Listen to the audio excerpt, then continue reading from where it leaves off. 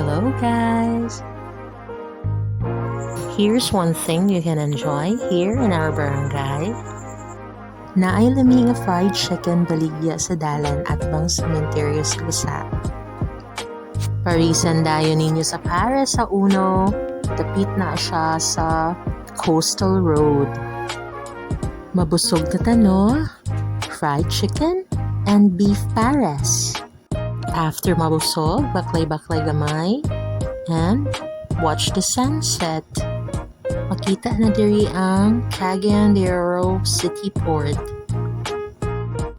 Daghan maglingaw-lingaw diri og pamingwit, watching the sunset, chika-chaka, standby.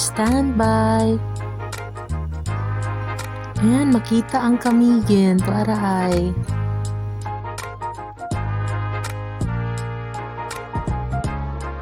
Dili na ta kinahanglan mag-adto sa layo, no?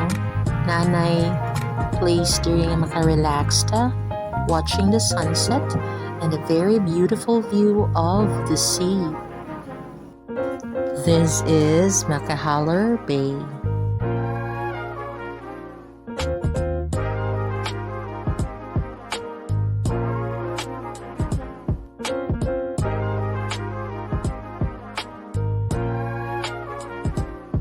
Daghan ga standby during the pita, ang uban mag-exercise, walking.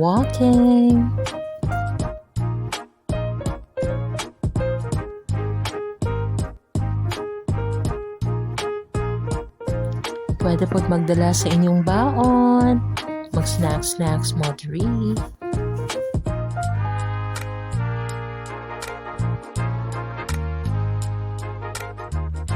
And one thing yang nga new during a side na ay milk tea nga lami.